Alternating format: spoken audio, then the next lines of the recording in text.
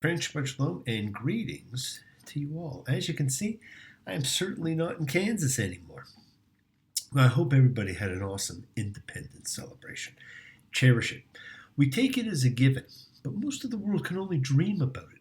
Freedom, independence. It's how it should be for everyone. But please do not take it for granted, my friends. We take much for granted, and we often forget to express our gratitude for all that we do have. So take a moment and express your thanks, your gratitude to God or whoever for the abundance in your life. We have so much more than we realize we have. We have our friends and our families and all the things that keep us connected and keep us there for each other.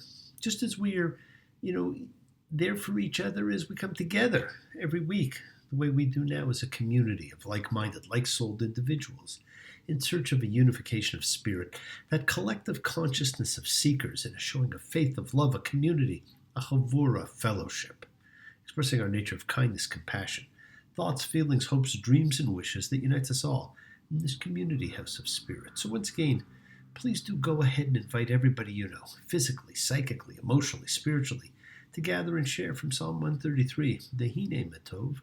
Come together. Hine Matov. Shevet Achim Gam Yad, Hine Matov U'Menayim, Shevet Achim Gam Yad. How good and how pleasant it is for brothers and sisters together. Community,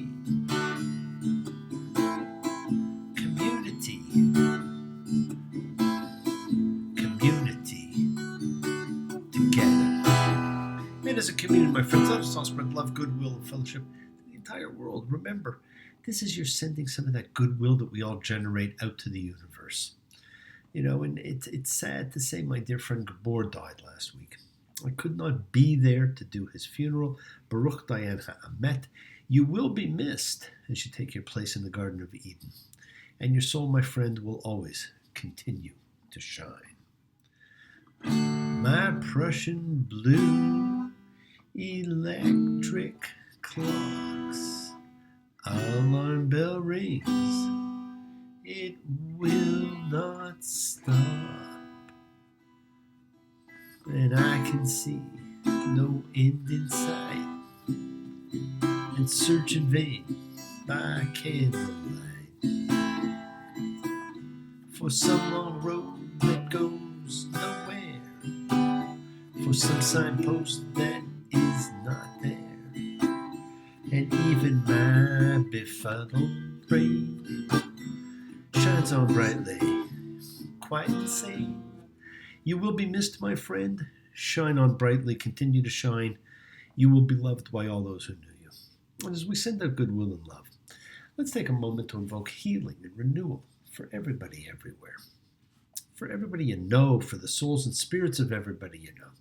So think of whoever that needs healing and renewal and love, or just plain goodwill. Focus on them, call their names. It's not just for people, my friends, it's for our pets, it's for the earth. It is the healing of the earth, the healing of the world, the tikkun olam that's part of our spiritual genetic makeup. Friends, our perception of the world is a work in progress, which is why we are obliged to fix it by fixing ourselves. That is the meaning of tikkun olam. As we fix ourselves, we fix the world around us. And by working on ourselves, we work on all those we are connected to. We elevate our souls. We elevate the souls of those you love. And those flames of love and light will burn just a little bit brighter, my friends. For Henry, for Hugh, for Gabe, for Esther, for Ginny and Kim, for Rosemary. And of course, renewal for all of you. Because you need renewal too. Friends, it is the kindness, healing, wishes, goodwill, and love we all send out that circles the world, finding those in need. So thank you, each of you, for all you do, for all you care, because the world is a world of spirit. And spirit, my friends, never dies. Me, Shabbat. Evotenu, korah bracha, limotenu. May the source of strength bless the ones before us. Help us find the courage make our lives a blessing. The renewal of body, the renewal of spirit. And let us say, Amen. Misha Barak, let us all have our spirits renewed. This is the great prayer for healing, my friends, in which we call upon God to heal as He has healed before. Misha Barak, may He who blessed, because healing is a blessing. So let's all heal as we pray for renewal and show gratitude for the wonders of our lives. Now this week, we have a fantastic parsha, but I say that all the time. And when I read this parsha, korah, see, I think of Edward G. Robinson, see. See, this is the first real story of rebellion in the Torah. And it's actually about two rebellions kind of morphed into one. Maybe like the flood and creation stories, this is like an edited version of two sources that were blended to appear as one. Don't know, it's hard to say. Numbers 16:1, and Korah, son of Izhar, son of Kohath, son of Levi, and Dathan and Abiram, sons of Eliab and On, son of Peleth, son of Reuben, took up, and they rose before Moses and 250 men of the Israelites, community chieftains, persons called up to meeting, men of renown, and they assembled against Moses and against Aaron. Well, here we have it. Two rebellions have kind of been combined. But notice there's a rebellion of Levites, and that will be for priestly privilege, and a rebellion of Reubenites. Now that's going to be for political power. So what you have, although it can be hard to notice, is one against Moses for political control and one against Aaron for religious control. But they tend to read as one as you read this section. But there are two different places of confrontation. But again, we almost lose sight of these as being two different events simply by the way it was all put together. We don't need no education.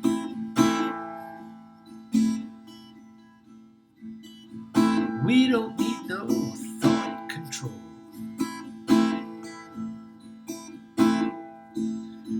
No dark sarcasm in the classroom. Teacher,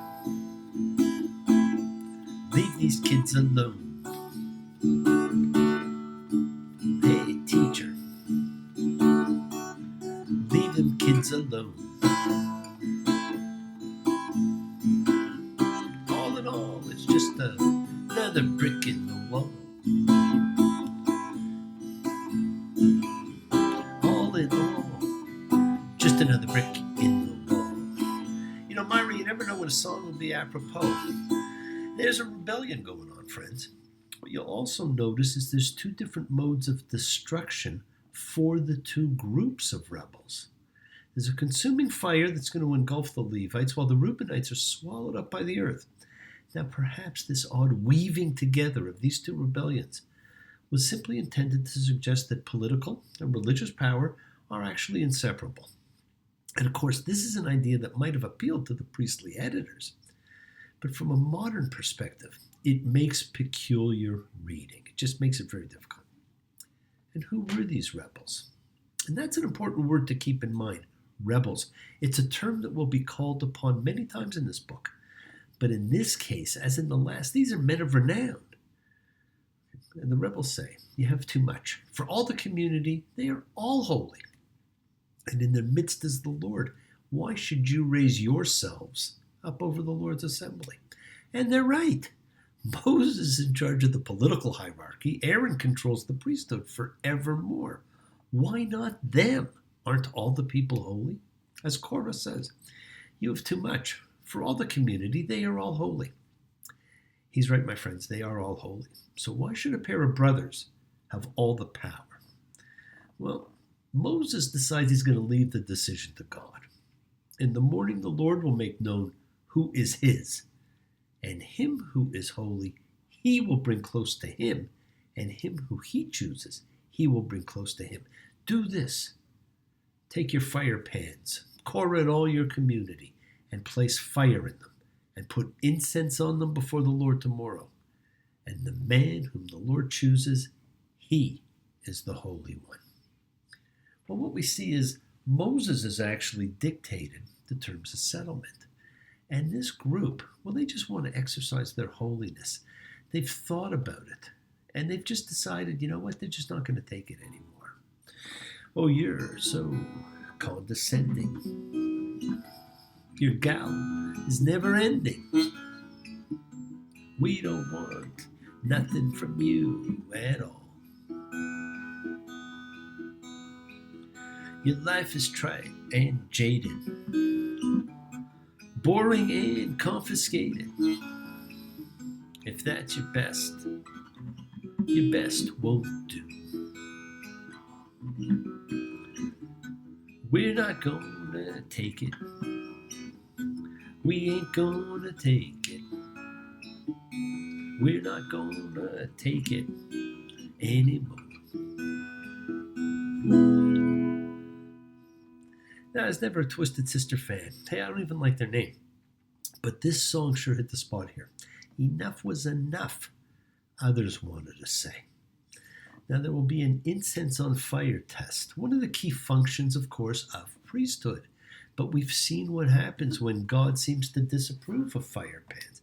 And who knows better than Aaron, as his two eldest were incinerated like a sacrifice not that long ago. So in case you missed it, this is the rebellion against Aaron and his control of the priesthood. Now, at the same time, and it's hard to tell from the narrative, we see Dathan's rebellion, and Dathan was the Edward G. Robinson character in the Ten Commandments.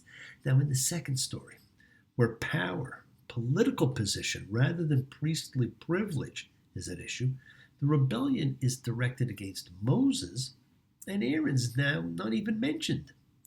Number 6:12. You brought us from a land flowing with milk and honey to put us to death in the wilderness, that you should also actually lord it over us? Now look at the twist, that Dathan throws at him. Egypt is being portrayed as the land of milk and honey. And now they're in the wilderness, Bamidbar, the desert. And it's going to be quite the journey. Dathan was quite the silver-tongued devil. But the writing keeps going back and forth.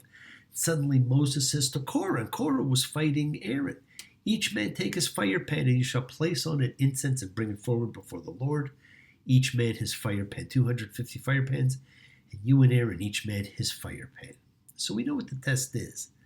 But then he goes back to Dathan. So and that's why I say there's this strange editing that took place. So he goes back to Dathan. He says, if a new thing the Lord should create, and the ground gapes open its mouth and swallows them and all of theirs, and they go down alive to Sheol, you will know that these men have despised the Lord. And it happened. Just as he finished speaking all these words, the ground that was under them split apart, and the earth opened its mouth and swallowed them and their households, and every human being, and all their possessions. And they went down, they and all that was theirs, alive to Sheol, and the earth covered them over, and they perished from the midst of the assembly. So the earth opens, swallows Dathan and his followers, and closes again. This is supernatural, my friends. This is not an earthquake. This is the earth opens, swallows, and shuts its mouth again. And then suddenly we flip back to Rebellion 1. And a fire had gone out from the Lord and consumed the 250 men bringing forward the incense. They died in the exact same fashion with the same wording as Nadab and Abihu, consumed like a sacrifice. So these two rebellions take place simultaneously, and Moses is involved in both. Is it any wonder that it's so hard to follow? Now it simply looks like it'll be Moses and Aaron, period. No further discussion. Almost. It's one of these things where God doesn't like what happened. And he says to Moses that he'll just kill everybody there and start again. And once again, Moses asks him not to. And God does acquiesce, but he still kills 14,700 people. Not that it matters, because the entire generation is doomed, and we know that. Now, out of the blue, after the two rebellions, another contest is set up. And it's a very strange one. And it really is for tribal dominance of the people. But the test is fascinating. It's purely a magical test. Number 17:17. And the Lord spoke to Moses, saying, speak to the Israelites, and take from them a staff for every father's house from all their chieftains, according to their father's houses, 12 staffs. Each man's name you shall write on the staff, and Aaron's name you shall write on the staff of Levi. You shall lay them down in the tent of meeting before the ark of the covenant where I meet with you, and it will happen that the man whom I choose, his staff will flower.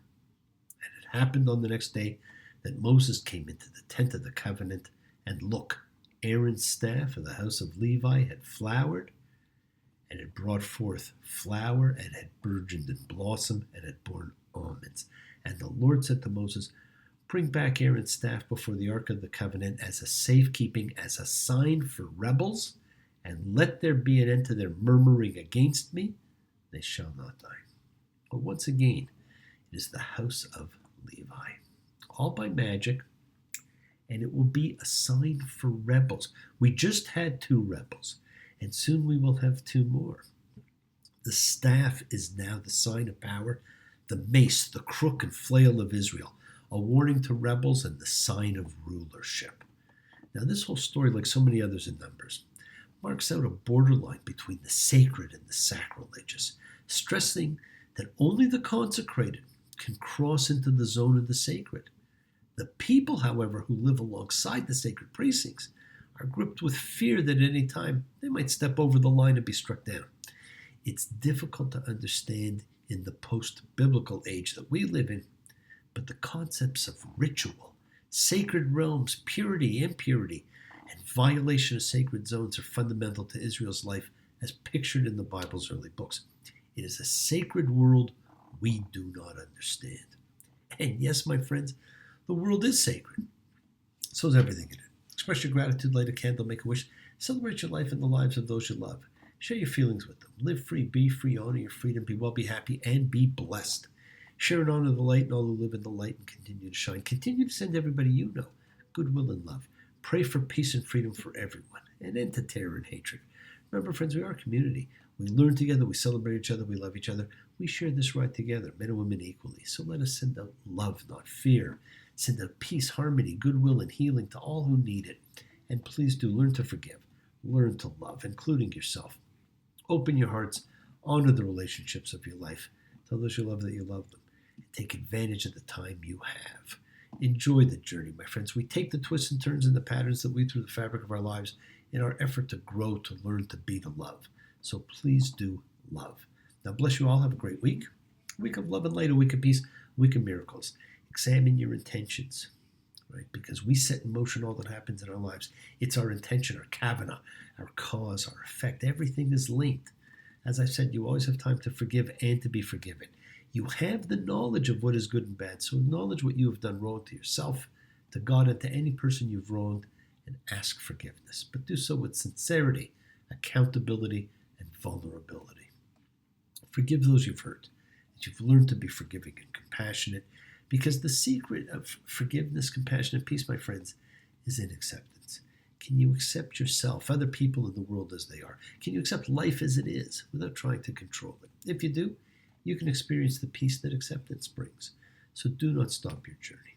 Keep on dreaming, keep on being, keep sharing, keep shining, keep teaching, keep spreading joy and goodwill. Do not follow fear, follow love. It's always in front of you. And remember to have faith, an unwavering adherence principle. As I have faith in the principle of love, and all of you, act with purity of heart and mind. Despise none, defraud none, hate none, cherish all. Honor every child of God, every creature of the earth. May all people know peace in this year. May you nurture kindness and love everywhere you go. Work to be present in the body. Expand the heart, quiet the mind, because the deepest source of real power lies in consciousness and the ability to be mindful, to be aware, to be present in all of life's circumstances. Make the most of your time in this life. Continue to touch and transform the lives around you, because you're never alone. You're forever blessed and have the ability to bring blessings to everybody you meet. Health, love, renewal to everybody you come across. We're all energy, and energy cannot be destroyed. It can only be transformed. Friends, your words are your power to transform, to love, to bless. So be generous. Bless others and bless yourself. Love with the heart, because we're all part of a greater whole. Embrace love, not fear, forgiveness, not anger, and be there for someone, because someone will always be there for you whether you know it or not. And continue to explore faith and belief, and do not accept shame as a natural state. Whatever you feel, Others have felt whatever you've experienced. Others have too. We share together. We learn together and we help each other because we are each of us trying to find love and acceptance and support. We all have or could have that special someone in our lives, so find them. Tell them what they mean, and remember, you are never alone on your journey to your promised land. You're being watched out for, so always be kind. Forgive those you need to forgive, and ask forgiveness from those you need to ask forgiveness of. And do not get caught in fear. Forgiveness comes from acceptance, which brings peace, and peace, my friends, can last forever. So enjoy the week. Continue to imprint your will upon the universe, and remember, magic is all around you. That old black magic has me in its spell. That old black magic that you weave so well. I see fingers up and down my spine. Same old witchcraft when your eyes meet mine. Same old tingle that I feel inside. Then that elevator starts to ride. Friends, never stop believing in magic. Have an awesome, magical week. Shabbat shalom and blessings to you all. You take care. Speak to you soon. Bye.